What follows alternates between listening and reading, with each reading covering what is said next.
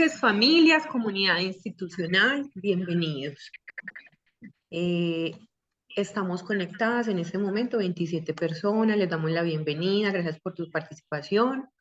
Antes de presentar la sesión de hoy, quiero recordarles cuáles son las mecánicas que hemos venido manejando con esas actividades que son virtuales, la sesión académica y los talleres de familia que realizamos los sábados. Entonces, las sesiones académicas se realizan cada miércoles, por ahora están establecidas de forma periódica cada 8 días a las 7 de la noche. Es parte de la estrategia de promoción y prevención que manejamos en la institución. Este año el doctor Ramón con una consigna, digamos, más exigente, con un compromiso mucho más alto de que nosotros tengamos no solamente unos temas adecuados y que sean oportunos para nuestros diagnósticos, sino que también tengamos profesionales muy calificados para que puedan hacer una difusión muy precisa. Hoy les presento al doctor Diego García. El doctor Diego nos acompañó el año anterior. De pronto algunos de ustedes tuvieron la oportunidad de conocerlo, acompañó algunos procesos porque él hizo con nosotros una rotación de residencia. En un momento le damos paso al doctor. El tema de hoy es terapia de la conducta en adolescentes. Les recuerdo que finalizando esta presentación vamos a abrir un espacio de escucha para que ustedes puedan aclarar dudas. Y para las personas que no puedan participar en alguna sesión, queda grabado siempre en nuestro canal de YouTube 8 días siguientes a la presentación para que ustedes puedan ver en diferido todos los contenidos y no se los pierdan.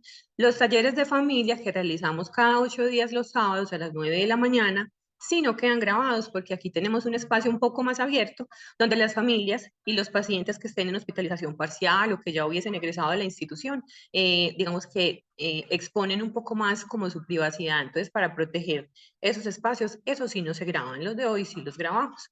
Les doy la bienvenida, les agradezco como siempre que ustedes tengan este compromiso de participar, a las 32 personas que están conectadas en este momento. Nos gusta mucho verlos, les agradezco mucho que enciendan sus cámaras y que tengan un espacio pues muy abierto y muy receptivo para este aprendizaje de hoy. Le doy primero el paso al doctor Ramón Lopera y a continuación está Diego. Doctor Ramón, buenas noches, bienvenido. Buenas noches, Sandra. Buenas noches, queridas familias.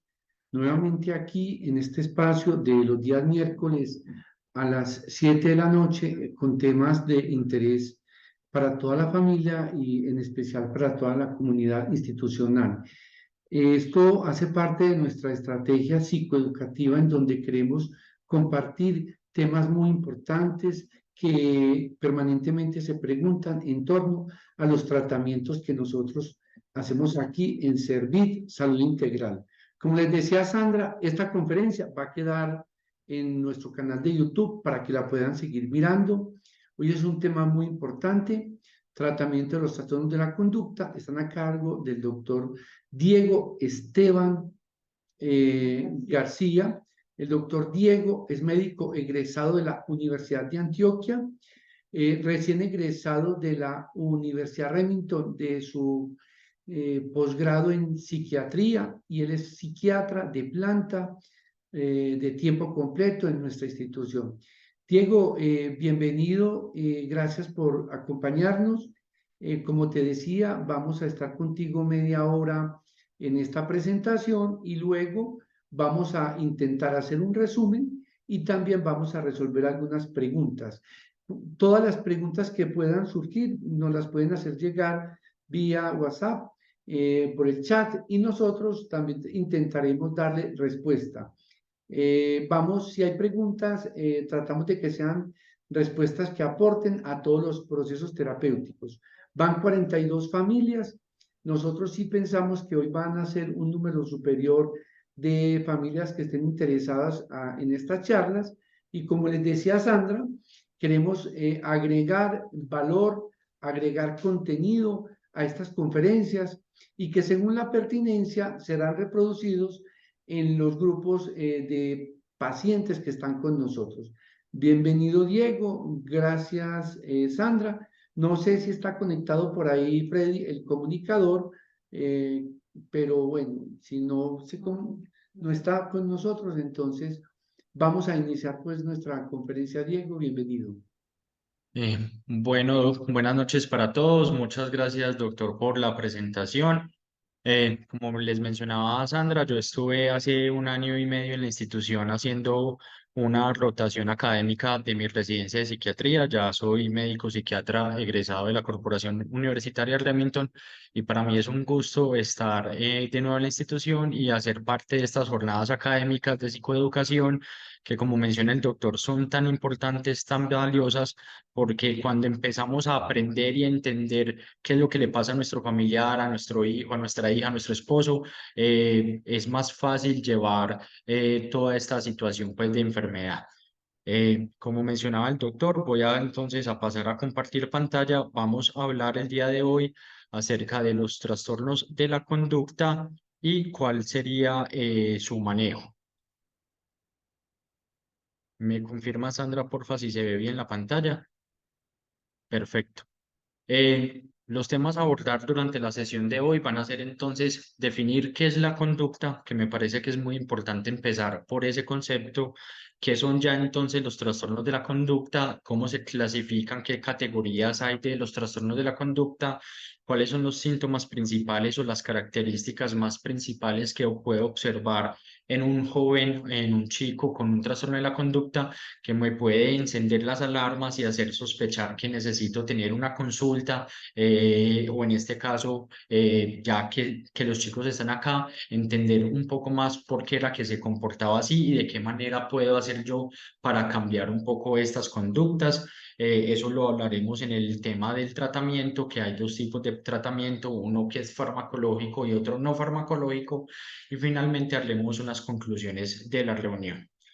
Entonces, con respecto a la conducta, me pareció pues pertinente traerles esta definición y la conducta es realmente la manera como las personas se comportan en su vida diaria y en su entorno, ¿cierto? Entonces, la conducta es cómo reaccionamos ante algunos estímulos o ante la ausencia de los mismos.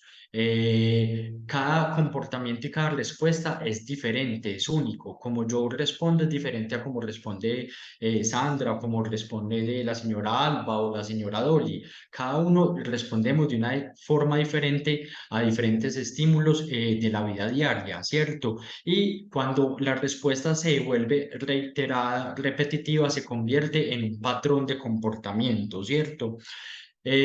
Muchas veces estas conductas van relacionadas o se producen con respecto a las relaciones interpersonales, es decir, van dirigidas hacia el otro, hacia mi mamá, hacia mi hermano, hacia mi novia, hacia el desconocido que siento que me atropelló o me vulneró. Y algo muy importante que es clave en esta definición es que estas respuestas, estos comportamientos, pueden ser conscientes o pueden ser inconscientes. Y esto es muy importante porque cuando nuestros chicos nos dicen es que tenía tanta rabia que reaccioné y no me di cuenta lo que hice, no me acuerdo, no me medí, estuve fuera de mí, realmente es verdad. Realmente en ocasiones es verdad que estas personas cuando reaccionen de alguna manera muy desbordada, muy aumentada en intensidad, puede que ellos no sean conscientes de lo que están haciendo, ¿cierto? Y en muchas ocasiones sí son conscientes, pero no son capaces de controlar esa reacción o les es muy difícil controlar pues esta reacción. Esto de la conciencia o no del comportamiento es muy importante porque nos va a ayudar más adelante en el tema del tratamiento. Entonces, entendiendo qué es la conducta, podemos entender qué es un trastorno. Un trastorno en medicina y en psiquiatría es algo cuando es alguna situación que se que se convierte en una situación disfuncional, anómala, que afecta el desempeño en las diferentes áreas de la vida de la persona, el área familiar o la esfera personal, la esfera escolar o profesional, la esfera de relaciones de pareja, con el novio, con la novia, con la esposa. Diferentes esferas se ven afectadas en su funcionalidad y es allí cuando podemos utilizar el término de trastorno. Y como mencionaba ahorita, un trastorno de la conducta es un patrón de comportamiento que viola las reglas o las normas. Es muy importante entender esto, que generalmente va en contra de lo establecido por la sociedad o por un lugar como es la casa, que tiene sus normas, su disciplina, el colegio tiene sus normas, su disciplina, el trabajo también, ¿cierto? Y los comportamientos o las características principales, algunos síntomas que son muy característicos de estos trastornos de la conducta, es lo que mencionaba, la dificultad para controlar el comportamiento. Cuando es algo consciente, la persona no es capaz de poner ese freno de que, uy, esta respuesta está mal hecha, yo no puedo ser agresivo, esto que voy a hacer está mal, entonces yo más bien no lo hago y me voy o evito. Es difícil para estas personas controlar este comportamiento y por lo general entonces esas emociones intensas que son las que desencadenan estos comportamientos detonan unos estallidos destructivos o agresivos, ¿cierto? Entonces la persona no solamente es grosera, soez, insultante, sino también se puede volver violenta de empezar a empujar, a manotear, a escupir, a golpear o a destruir su entorno. Incluso este comportamiento agresivo puede ser dirigido hacia sí mismo. Yo me arranco el pelo, me arruño las manos, me como las uñas, me golpeo la cabeza desenfrenadamente. Y va muy de la mano, no, y muy relacionado este difícil control del comportamiento con el control de los impulsos. Ese impulso casi que instintivo de respuesta o de reacción a un estímulo negativo que nos genera malestar emocional, entonces no somos capaces de controlarlos y siempre vamos a reaccionar de una manera primitiva. Este me empujó, entonces yo lo empujo. Mi mamá me gritó, entonces yo le grito más duro. Generalmente estos chicos o estos niños que padecen los trastornos de la conducta suelen ser muy irritables, mal geniados, como se dice popularmente, no hay con qué cogerlos. Uno les dice buenos días qué, vea cómo amanecí, qué pereza todo, de una vez también estallan en ese mal genio y en esa discusión de que no les gusta nada, todo les choca, no les satisface nada y suelen presentar también muchos síntomas somáticos que a nivel corporal se refleja principalmente con gran tensión muscular. Cuando estos chicos se van a poner en una actitud violenta, por lo general empuñan las manos, fruncen el ceño, tienden a hacer fuerza en esta articulación temporomandibular y uno les puede ver en el rostro que están haciendo como fuerza en los dientes, en las mandíbulas y empiezan a tener tensión en diferentes partes del cuerpo. También importante anotar en este punto que los trastornos de la conducta suelen instaurarse o empezar su desarrollo en la infancia, continuar en la adolescencia y en muchas ocasiones perdurar hasta la adultez. Entonces no es de extrañar si vemos a una persona ya mayor con unas respuestas desenfrenadas, como con unas respuestas muy anormales, muy exaltadas, posiblemente de chico, de pequeño, ya venía con estos problemas, con estas respuestas con ese difícil control del comportamiento. Hay tres factores principales y grandes que pueden generar o causar los factores, los trastornos de la conducta y se resumen en estos tres, los biológicos, los psicológicos y los ambientales. Los biológicos, como de pronto se ha visto en otras charlas, muchas de las situaciones generadoras de enfermedad mental, de un trastorno psiquiátrico, tiene que ver con la carga genética, con lo que yo recibo de mi herencia familiar de mis padres, de mis abuelos. Esos factores biológicos son muy importantes y en muchas ocasiones, como es un trastorno que se desarrolla desde la infancia, es muy importante el periodo de la gestación. ¿Cómo fue ese embarazo? Si fue un embarazo deseado o no, si mi mamá tuvo el apoyo de la familia o no, si mi mamá tuvo depresión en el embarazo, si mi mamá se cuidó, se tomó las vitaminas, fue a los controles o por el contrario fue consumidora, estuvo triste, intentó de pronto abortar, si tuvo alguna complicación de salud, porque se le subió la presión, porque el parto fue antes de tiempo, el parto fue complicado. Todos estos factores biológicos y de la gestación pueden influir en el desarrollo de un trastorno de la conducta. Dentro de los factores psicológicos encontramos también entonces si son chicos retraídos, chicos más bien callados, que les cuesta socializar, que tienden a aislarse, que les cuesta mucho adaptarse a los cambios, por ejemplo, cambios de rutina, de que cambiamos de colegio, nos mudamos de casa, de que antes vivíamos muchos en la casa, los abuelos, los tíos y los padres con el chico y ya nos fuimos a otro lado a vivir los padres con el chico. Esos cambios a veces les cuesta mucho adaptarse a ellos, les cuesta flexibilizarse, les cuesta mucho también como esperar la recompensa. Entonces son chicos que son muy inmediatistas, son chicos que realmente necesitan respuestas de recompensa inmediatas. Entonces, si no le doy el helado, ya empiezo con la pataleta. Si no le presto el carro, empieza con la pataleta. Si no le doy el rato de jugar al play, entonces esa recompensa inmediata que no la tienen, entonces les afecta mucho, ¿cierto?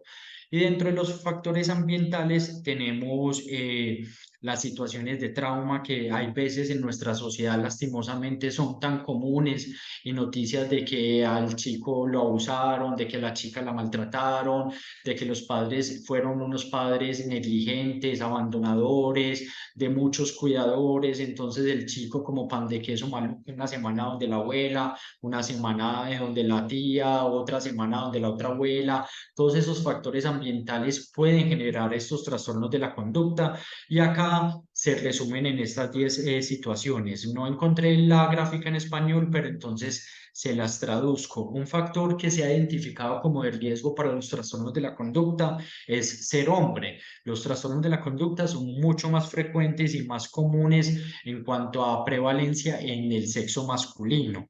El vivir en un ambiente urbano, sabemos que es muy diferente vivir en Medellín que en La Ceja o en el Carmen que en Bogotá. Esos ambientes urbanos de tanto estrés, de tanta congestión, de tanto bullicio, de tanta y veces inseguridad, de tanta competencia, de un ritmo más frenético y acelerado, puede generar el desarrollo de estos trastornos de la conducta, al igual que la pobreza.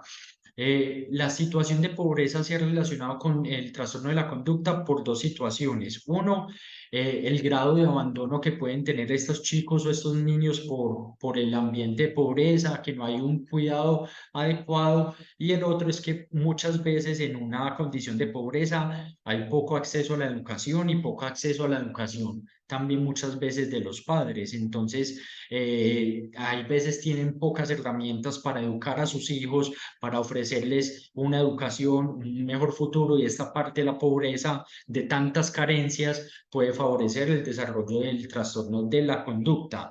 Una historia familiar de trastornos de la conducta, como mencionaba anteriormente en los factores biológicos. Si mi mamá tiene un trastorno de personalidad, si mi papá es esquizofrénico, si mi papá tiene un trastorno de la conducta, posiblemente yo lo vaya a heredar y tenga una vulnerabilidad y una predisposición que hace que sea más fácil que yo desarrolle este diagnóstico. Ya mencioné pues el quinto junto con el cuarto. También tener un trastorno psiquiátrico asociado, ya vamos a ver más adelante en una diapositiva que habla acerca de la comorbilidad. Es muy común tener un trastorno de la conducta, pero también, por ejemplo, un trastorno de déficit de atención y hiperactividad o un trastorno de la conducta y una depresión, ¿cierto?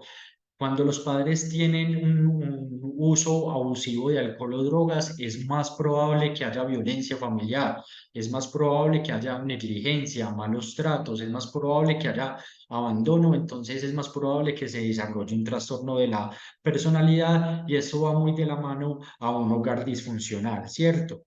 Como mencionaba también en los factores ambientales, el punto 9 es la historia de experiencias o eventos traumáticos y el ser abusado o abandonado también tiene mucha importancia y mucha relevancia. ¿Cuáles son las categorías entonces de los trastornos de la conducta? Se dividen en cuatro categorías grandes, pero todas comparten el último globito, que es el poco acatamiento a las normas o a las disciplinas. Son chicos que por lo general son desafiantes, cuestionadores. ¿Yo por qué tengo que hacer eso? Yo no voy a sacar la basura. Vaya, sáquela usted. ¿Por qué voy a apagar el televisor? Yo quiero ver ese programa. Váyase usted para otro lado, no me joda, ¿cierto? Entonces, suelen ser así de una vez agresivos, cuestionadores, desafiantes y en algún momento empiezan a tener agresiones, ya sea personas o animales. Ojo, mucho ojo familia con los chicos que ven que maltratan al perro, que son felices jalándole la cola al perro, que cogen el gatico a quitarle los bigotes, que le quitan la comida al gatico, que lo cogen a patadas y son muy bruscos, muy violentos con los niños, esto, con los animales, perdón, con los gaticos, los perritos, con las mascotas. Esto puede ser un signo de que mi niño más adelante va a tener esa agresividad dirigida también a las personas. Esta agresividad en muchas ocasiones buscan cómo desbordarlas y entonces empieza a generar destrucción a la propiedad privada. Entonces a mí no me importa tirarle una piedra a un carro, chocar una bicicleta, rayar las paredes, quebrar los vidrios. Cuando me enojo destruyo el cuarto, tiro la puerta y la azoto, rompo los vidrios.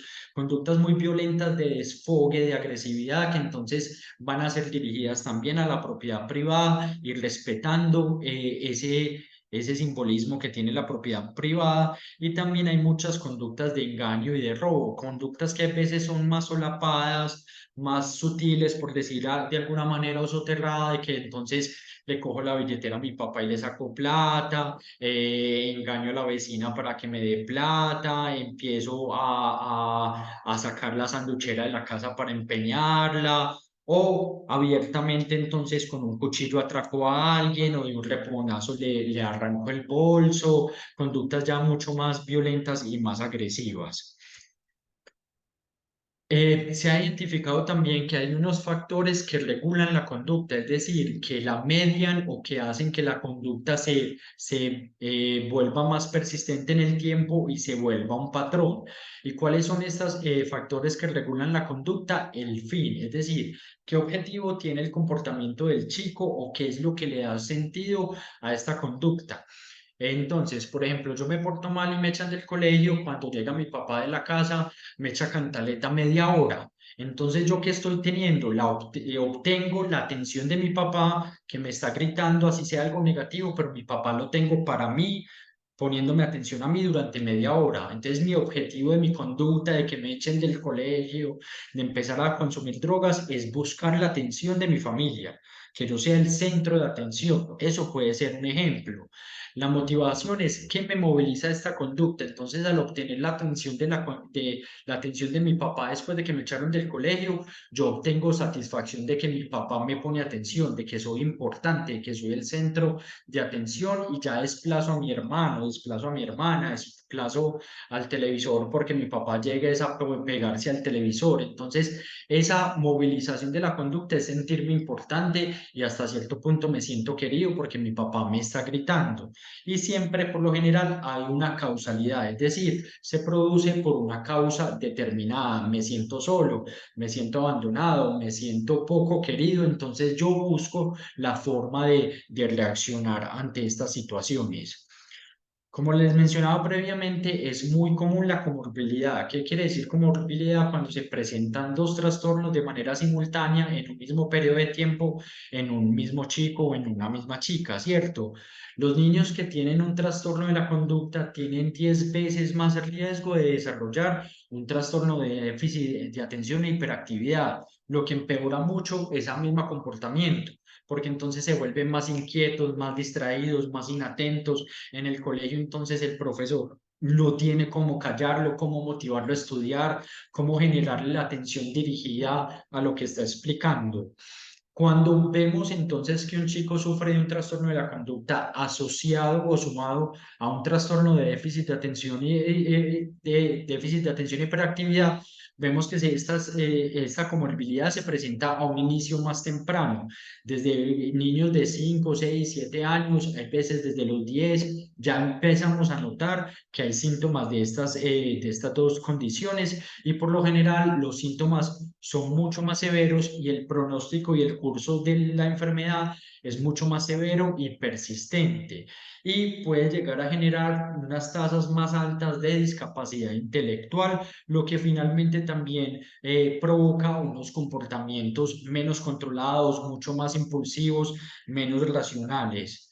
Es muy común el trastorno de la conducta y el TUS, que es el trastorno por uso de sustancias.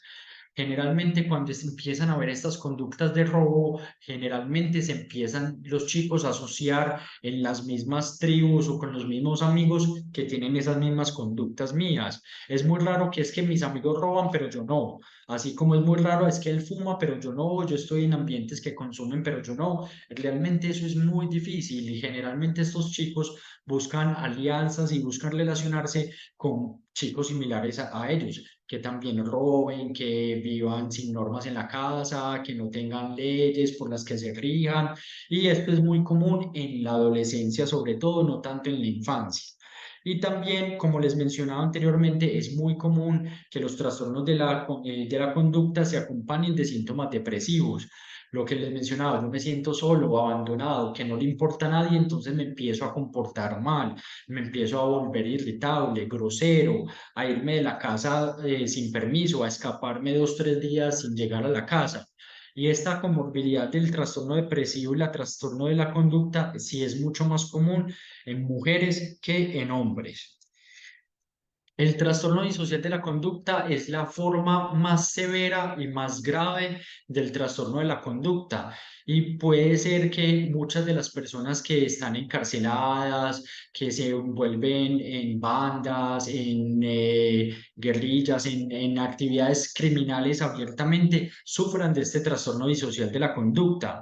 Y es un patrón de la conducta que es repetido, persistente, en el que constantemente se transgreden los derechos básicos de los demás. A mí no me importa la libertad del otro, el derecho del otro, la salud del otro, si necesito algo para mí, para mi bienestar.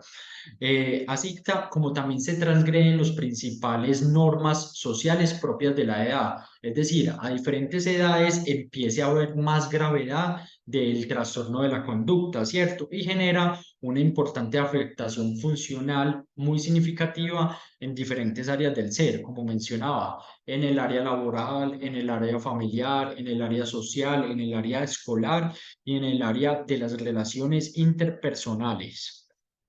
Entonces, lo importante y a lo que llegamos como la parte principal después de todo ese aprendizaje de qué es la conducta y qué es un trastorno de la conducta, la parte esperanzadora. Realmente los trastornos de la conducta tienen tratamiento y pueden ser de dos tipos, el farmacológico y el no farmacológico. El tratamiento no farmacológico es considerado hoy en día como el principal tratamiento y el más efectivo, la piedra angular. Todas estas intervenciones psicoterapéuticas son las principales que se deben implementar en los chicos, en los adolescentes y en los niños que tienen un trastorno de la conducta y sobre todo está muy encaminado en prevenir.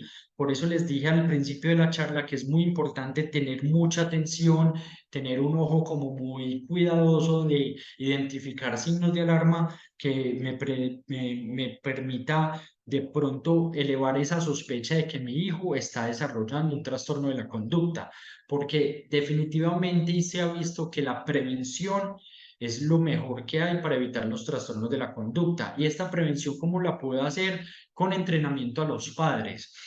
Muy importante el entrenamiento a los padres con respecto a las pautas de crianza, a la disciplina y a la autoridad, que muchas veces esas diferentes pautas de crianza en el hogar se ven que no se respetan por todos, se desautorizan, el papá regaña al niño, pero la abuelita venga y le dice, ah, venga, mijito, qué pecado, venga, yo le doy el dulcecito, venga, yo lo saco a la calle. Cuando estamos regañando o reprendiendo al hijo, la abuelita se mete, no me grite a mi niño no, que no sé qué, eso es una desautorización.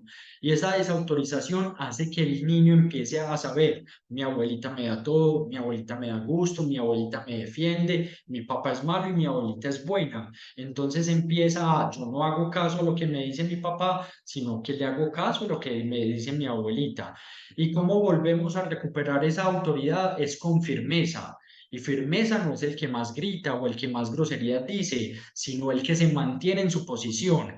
Eso de estar diciendo sí o no, o te castigo, pero después te levanto el castigo, no te doy helado, pero después te lo doy, no vas a salir, pero váyase pues, no vas a ver televisión, pero después, bueno, prendamos el televisor y veamos el partido juntos. toda esa fluctuación en la norma hace que pierda autoridad, porque entonces el niño no va a saber cuándo debo hacerle caso a mi papá, cuándo mi papá me dice algo y yo debo obedecer, que me dice que no y después que sí, entonces finalmente obtengo lo que yo quiero. Entonces finalmente yo puedo insistir o hacer la pataleta o comportarme mal porque voy a obtener lo que yo busco, lo que yo quiero, lo que yo anhelo. Entonces esa firmeza de decir no y mantenernos en el no es muy importante.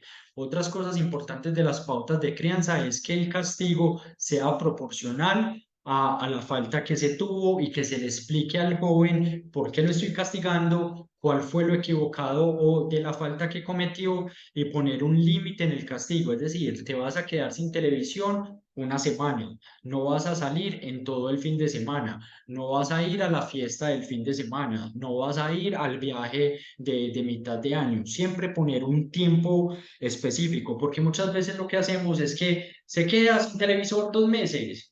Realmente eso pierde el valor porque a nosotros se nos olvida, porque finalmente 2 meses sin televisor es muy difícil, a la semana ya estamos viendo televisión con él, ay, ¿verdad que usted está castigado? Váyase para allá. Entonces debe tener un tiempo específico que sepamos contabilizar y que el castigo sea muy proporcional a la falta. Muy importante y que hay veces sucede mucho en hogares de padres separados.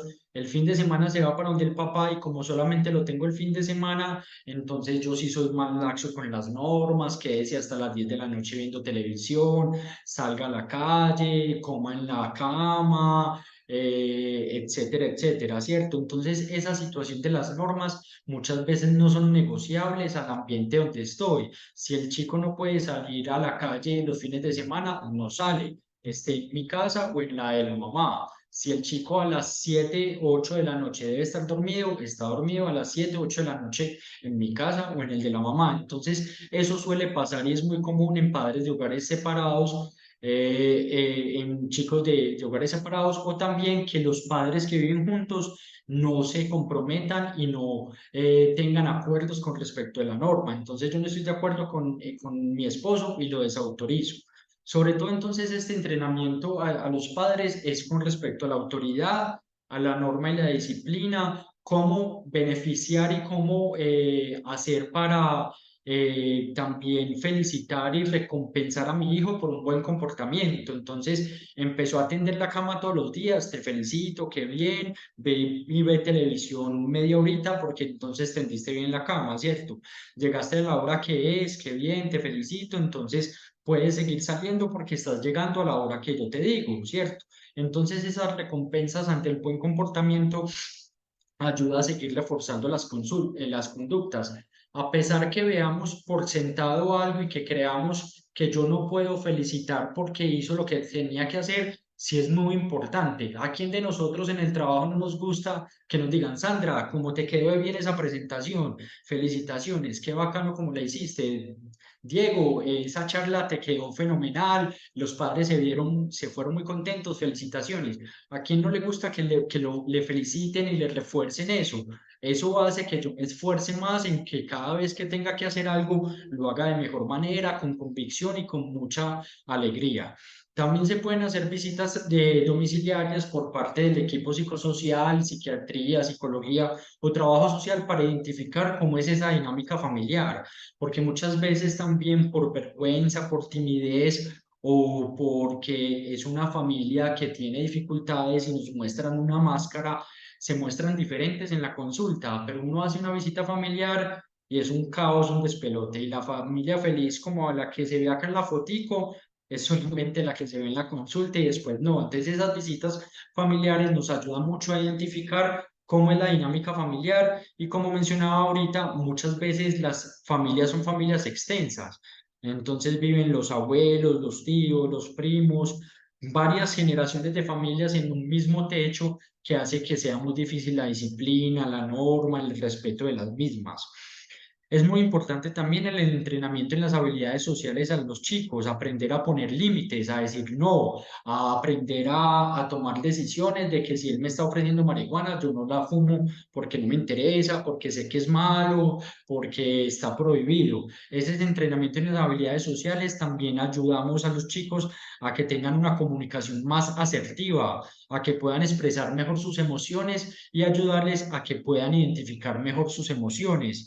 También hay tutorías a los padres y entrenamiento a profesores porque el ambiente escolar es el que se ve afectado en un alto porcentaje de situaciones y vemos muchos chicos, por ejemplo, que terminan desescolarizados, repitiendo un montón de años o que ya han pasado por 3, 4, 5 colegios de Medellín y del Oriente porque no se los aguantan, porque los profes no tienen las herramientas para manejar a estos chicos, porque los profes no saben y no tienen el conocimiento de que el chico tiene un trastorno, una necesidad especial de atención, de pautas, de norma, una mayor supervisión, que muchas veces estos chicos también lo que necesitan es una supervisión más estrecha, más cercana. En la infancia también se puede hacer una intervención psicoterapéutica que se conoce como una terapia cognitivo-conductual. ¿Qué quiere decir eso? La cognición es el pensamiento. Muchas veces estos chicos tienen un pensamiento disfuncional o un pensamiento que es mi papá no me quiere, mi papá me abandonó, no soy importante para mi papá. Entonces, a partir de ese pensamiento, yo tengo una conducta, soy grosero, busco atención haciendo daños, le grito a mi hermanito porque siento los celos, porque él sí tiene la atención de mi papá, o empiezo a tener otros comportamientos pues disfuncionales y anormales. Esta parte era lo que mencionaba que es muy importante con respecto a la conciencia. Si la persona es consciente de que está teniendo un comportamiento anormal, es mucho más fácil que la terapia cognitivo-conductual sea efectiva, porque necesito ese grado de introspección, es decir, de conciencia de que hay algo malo en mí, de que mi comportamiento no es el adecuado, de que mi mamá tiene razón cuando me regaña, mi mamá tiene razón cuando me dice que me estoy comportando mal. Es muy importante el desarrollar esa conciencia y dentro de esta terapia también se puede llegar a desarrollar esta conciencia. Para resumir un poco, la terapia cognitivo-conductual lo que busca es tratar de cambiar los pensamientos y a partir de cambiar ese pensamiento disfuncional en el chico, vamos a cambiar las conductas y de esta manera podemos ofrecerle al chico herramientas para resolver problemas. Que cuando yo tengo un problema no voy a insultar, digo de tantas para arriba o a levantarle la mano, sino voy a argumentar, es que lo que tú estás diciendo no es cierto, yo no me comí eso, yo no me escapé del colegio, yo sí hice la tarea, pero el profesor no me la calificó, yo sí hice lo que me pediste, pero tú no te diste cuenta. Hay más capacidad de diálogo y una comunicación más asertiva por medio de lo que les mencionaba ahorita, el reforzamiento de las interacciones positivas por parte de los padres. Lo positivo que hacen, la buena conducta, el buen comportamiento, siempre se deben también de reforzar. Al igual que muchas veces le echamos 30 minutos de cantaleta al chico porque perdió 5 materias o porque tiene matrícula condicional, también debemos dedicarle entonces 30 minutos a felicitarlo porque organizó la cama, porque llegamos y tenía ya la basura afuera, porque llegamos y estaba haciendo tareas y no viendo televisión. Todas estas conductas se deben reforzar, ¿cierto? Y la consistencia disciplinaria, lo que les decía ahorita de la autoridad. Si siempre la norma es la misma y siempre hacemos el castigo por una misma cosa y siempre la disciplina es que hay televisión media hora al final de que hagan las tareas, se vuelve un hábito y se vuelve un patrón. Dentro de la adolescencia lo que podemos abordar es la terapia multisistémica. ¿En qué consiste la terapia multisistémica? Aborda a la familia como un sistema y cada miembro de la familia es un sistema pequeño o un subsistema. Y cuando el hijo está mal, los padres muchas veces están mal. O cuando el hijo está mal, es el reflejo de que hay una disfunción en los padres, en la familia. Muchas veces ese comportamiento del chico disfuncional es un síntoma de la familia disfuncional. Entonces lo que tenemos que abordar es qué pasa en la familia como sistema que se está afectando en el niño. O este niño problemático, cómo afecta al sistema escolar, cómo afecta a su entorno, cómo afecta de pronto el sistema laboral del papá. de que yo estoy en el trabajo, me están llamando, es que mi hijo tal cosa, mi hijo lo otro, tengo una reunión, la esposa me está llamando, no aguanto a Sutanito, está muy grosero, no me hace caso, venga, regáñelo. Todo eso se va afectando y todos son sistemas que van engranando y tienen una causalidad. Entonces, la terapia multisistémica es una terapia más encaminada a abordar toda la situación familiar que genera los síntomas en el paciente, ¿cierto? ¿Qué situaciones ayudan a perpetuar esta conducta? La falta de autoridad, que como les mencionaba, es la falta de firmeza. No es el que más grita, sino que no, ya te dije que no sales y punto. No empiezo a alegar y el niño, ay, pero pa, pero ¿por qué? Pero déjeme salir un ratico, pero usted me prometió. Y yo empiezo, no, es que no sale por esto, o vaya, dígale a la mamá, o será que sale un ratico, pero no sales y punto, y me mantengo. Y no tengo que gritar, sino que ya hablé y mi palabra se respeta.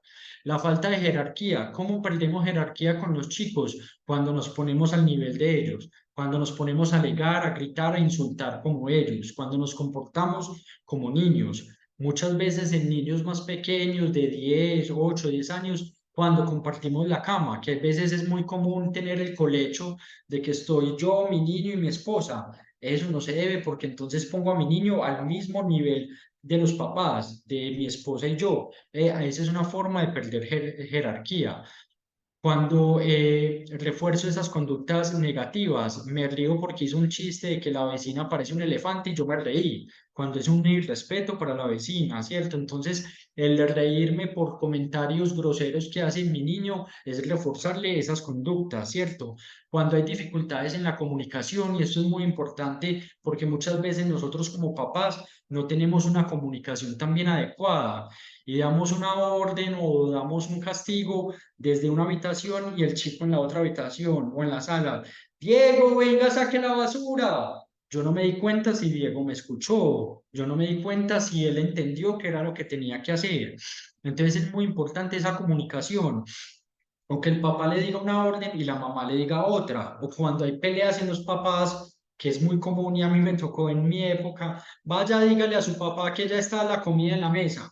Vaya, dígale a su mamá que no voy a comer. Entonces el chico queda ahí en la mitad también y no sabe ahí cómo expresar esas emociones y cómo empezar a comunicarse, porque yo cómo me comunico si entre mis papás tampoco lo hacen. Siempre que voy a dar una orden, un castigo, voy a dar un regaño, voy a hacer una reprimenda a mi hijo, lo tengo que sentar, me tengo que sentar a la altura de los ojos, mirarlo, estar seguro que él me está prestando atención, no que de reojo está mirando ahí el partido, de reojo está mirando a la vecina que está pasando, no, él me está mirando a mí y yo estoy seguro de que soy el dueño de la atención de mi hijo. Y a partir de ese momento, entonces le digo, mira, Pepito, lo que hiciste estuvo muy mal. Entonces, como lo hiciste, fue grosero y te pasaste de la raya, entonces tu castigo es que hoy vas a lavar todos los platos de todos, no solamente los tuyos, sino de todos. También es muy importante tratar de decir lo que el chico hizo mal es la conducta, no él. Es decir, usted es un grosero, usted es un maleducado, usted es un altanero. No, eso que dijiste fue muy grosero. Tú estás demostrando que no tienes educación, estás portándote de una manera altanera, no darle como que la posibilidad de que el chico entienda de que él es eso. Yo soy grosero, yo soy desobediente, yo soy altanero, sino las conductas y los comportamientos son los que se deben calificar, ¿cierto? La falta de disciplina, como ya les he dicho a lo largo de la charla, es no tener como normas claras o que sobrepasen y dificultad para asumir las consecuencias. Los chicos siempre que tienen un comportamiento equivocado, disfuncional, anormal, inadecuado, deben tener la capacidad de asumir esa consecuencia y si no la tienen, nosotros guiarlo. ¿Y cómo lo guiamos? Es con el castigo, con el regaño, con la educación. Lo que hiciste estuvo muy mal hecho, es que pateaste y casi me pegas, es que acá en la sala no es una cancha de fútbol.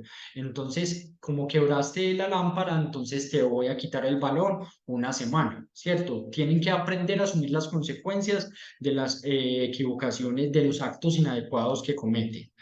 Y finalmente, no me voy a detener mucho en esto, el tratamiento farmacológico puede ser de diferentes tipos.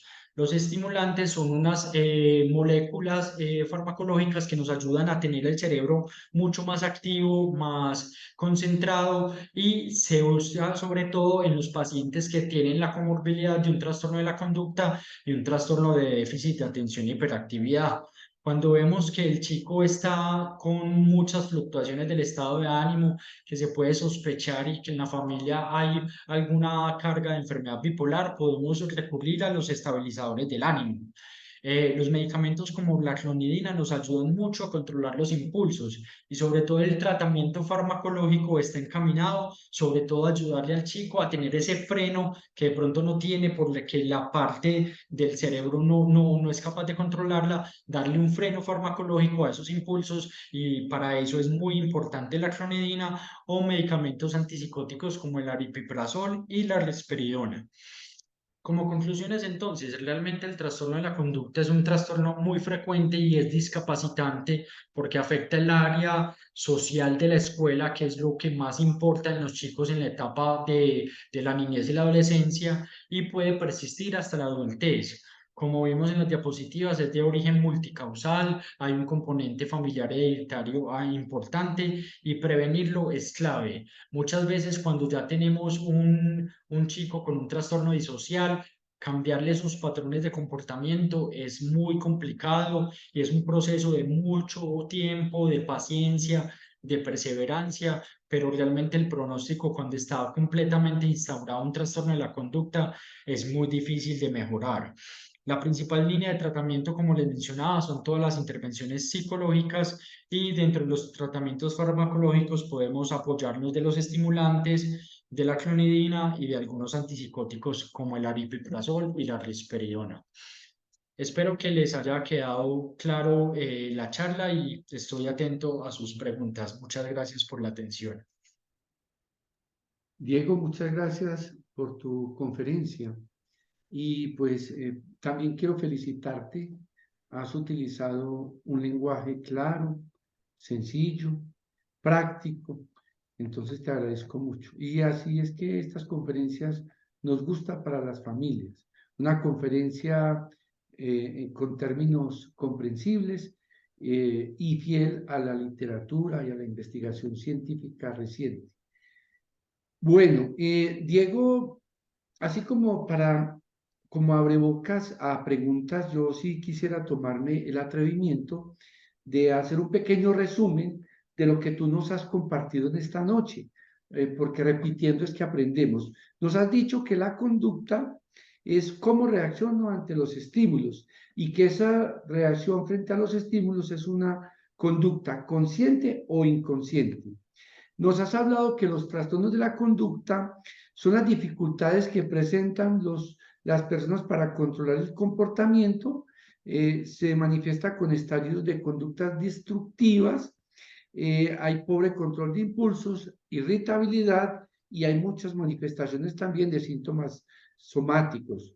Nos has dicho que esto inicia en la infancia, se continúa en la adolescencia, pero que también se puede presentar en la adultez. Los factores causales de los trastornos de la conducta son factores de tipo biológicos, psicológicos y ambientales. Y nos has dicho que hay unos factores causales muy importantes que marcan esta presencia de esta condición clínica. Por ejemplo, el ser hombre o sexo masculino, venir de área urbana, estar en condiciones de pobreza, historia familiar de trastornos de la conducta, historia familiar de enfermedad mental o tener algún otro diagnóstico de psiquiatría, como por ejemplo el trastorno por déficit de atención con hiperactividad. Nos has hablado también como un factor causal la presencia de una alteración en el neurodesarrollo, como podría ser la discapacidad intelectual. Me parece que también nos has hablado mucho de lo importante que es hacer un buen tratamiento, que el tratamiento más importante es la prevención, entrenamiento de los padres, visitas domiciliarias por el equipo psicosocial, el entrenamiento en habilidades para la vida diaria, la tutoría y los entrenamientos a los profesores, porque aquí hay que tener una mirada muy comprensiva y hay que también revisar el tema de cuál es el análisis, cuál es la función de la conducta del adolescente, qué quiere, está queriendo llamar la atención o está pidiendo que las normas sean más claras, en fin.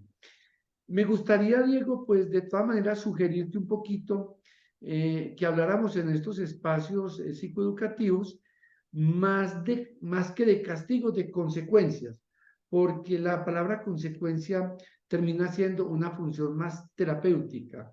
Castigo suena como poco terapéutico. Y aquí lo que nos interesa es justamente ayudar. Finalmente nos has dicho que la terapia cognitivo-conductual, es decir, esa terapia que busca analizar los pensamientos y para cambiar ese pensamiento y que eso se exprese en una conducta diferente. Nos has dicho que hay unos factores que perpetúan los trastornos de la conducta, la falta de autoridad de los padres, la falta de jerarquía, el tipo de refuerzos y las consecuencias que se imprimen, las dificultades de la comunicación, la falta de disciplina, la dificultad que presentan los adolescentes de asumir consecuencias. Eso es como lo que nos has dicho, Diego, ¿cierto? Excelente el resumen, doctor. Muchas gracias también por la aclaración del término. El lenguaje es muy importante en estos espacios psicoeducativos y así es. Ese es el resumen de la presentación del día de hoy. Diego, yo sí te quisiera hacer una pregunta porque me la han hecho otros padres de familia, a ver si somos capaces de, entre los dos, intentar dar una explicación. Porque muchas veces la familia, los profesores y todo el mundo espera que ante un problema de conducta o de comportamiento, la persona o el adolescente o la persona tenga conciencia o introspección de lo que hizo. Pero hay personas que por alguna condición clínica severa, como un déficit de atención con hiperactividad o otro trastorno del neurodesarrollo, pues no alcanza a dimensionarlo. Pero uno encuentra profesores, autoridades queriendo que se modifique, o padres de familia, la conducta solamente cambiando de actitud. Me hago entender con eso, Diego. Sí, realmente por eso hacía mucho énfasis en la presentación de la definición de conducta, porque realmente muchas veces no somos conscientes de que como nos comportamos es inadecuado o es una conducta que afecta mi funcionalidad en las diferentes áreas, en muchas ocasiones porque también podemos normalizar comportamientos y ahí me meto en los factores que perpetúan estas conductas. Si mi papá grita todo el día, si mi papá llega y le pega a mi mamá, yo voy a identificar que la forma de resolver problemas es con los golpes, con los gritos y normalizar que entonces yo grito si me siento atacado o yo respondo de esa manera. Muchas veces si hay alguna discapacidad intelectual, no tengo la capacidad mental tan elaborada para entender de que mi respuesta violenta fue anormal y fue la equivocada, sino que la justifico como que me sentí atacado, entonces yo me defendí y esa es la forma en la que yo me defiendo.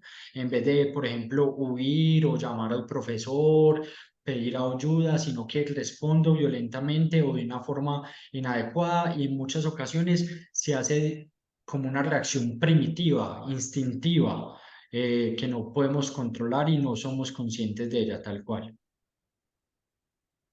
Muchas gracias, Diego. No sé si haya alguna otra pregunta.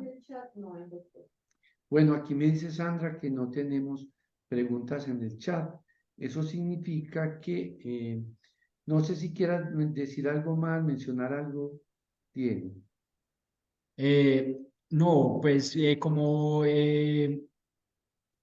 mensaje final, me parece pues importante entender que como padres tenemos una responsabilidad muy grande con los hijos y estos espacios psicoeducativos, como mencionaba, nos ayuda a entender de que si mi hijo está irritable, si mi hijo está grosero, si mi hijo no me obedece, yo también debo pensar qué es lo que está pasando. Yo como papá qué cosas puedo mejorar, qué cosas de pronto debo reforzar, qué cosas debo cambiar, porque qué cosas también estoy haciendo de una mala manera. Muchas veces como padres nos vemos reflejados en nuestros hijos, entonces vemos que el hijo es grosero y violento y yo me siento identificado con eso, entonces mi hijo me está mostrando cosas que yo también debo cambiar, entonces en familia tener esos espacios de acercamiento, de comunicación, de permitir expresar esas emociones y no de una vez con el castigo, ahí sí, con el castigo, lo punitivo, lo prohibitivo, de enciérrese, no salga, no hable, no diga, estamos coartando muchas veces esa expresión. Entonces, siempre entender que los niños no son rebeldes porque quieren o no son rebeldes porque se les da la gana, sino que hay algo que los hace ser rebeldes. Y hay veces como papás tenemos algún grado de responsabilidad en ese sentido.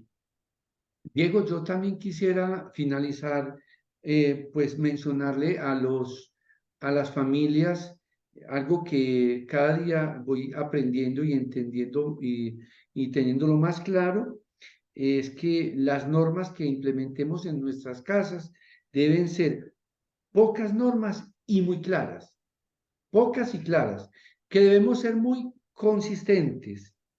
Eh, Ante todo, nosotros como padres debemos ser ejemplo. Tengamos precaución de no entrar en la cantaleta, en la regañadera. Seamos muy cautos.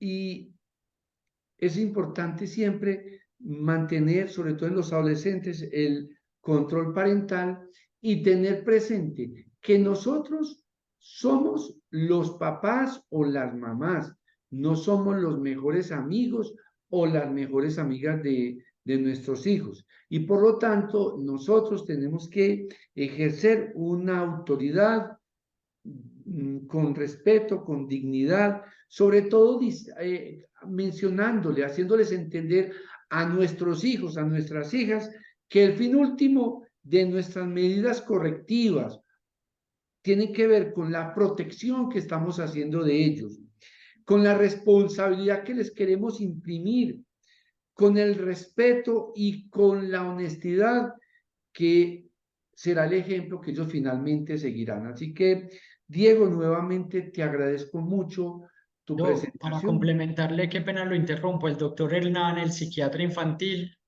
siempre decía, los padres con autoridad se cansan menos porque hablan una vez y ya. Recoja la mesa, saque la basura, apague el televisor. No tienen que estar detrás del niño. Vea, ya apagó el televisor, sí saco la basura, pero ¿cuántas veces te he dicho que saques la basura? Todo otra vez lo mismo contigo, todo. Bla, bla, bla. Se cansan, eso cansa. Y uno llegar del trabajo con eso agota más. La autoridad es bueno para nosotros como papás, nos cansamos menos. Bueno, muchas gracias, Diego. Ahora le voy a dar la palabra a Sandra para que nos haga el cierre. Bueno, muchas gracias a todos por su participación. El doctor Diego, gracias por su presentación. Para mí es un placer escucharlo, por poner todo esto en un lenguaje para nosotros los que no somos psiquiatras, como siempre lo digo, que somos de diferentes especialidades, pero que nos podemos comprender. Compañero, gracias. Es muy clara la información. Si les queda de pronto algunas dudas por medio del chat de atención al usuario, estaremos respondiendo pues como en el transcurso del tiempo. Un abrazo para todos. Bendecida noche. Estaremos viéndonos próximamente. Les avisaremos con los temas próximos. Gracias, doctor. Feliz noche. Hasta luego, Muchas feliz gracias, que Dios noche. los bendiga. Gracias, hasta luego. Muchas gracias. Muchas gracias. Gracias. Con gusto, hasta luego.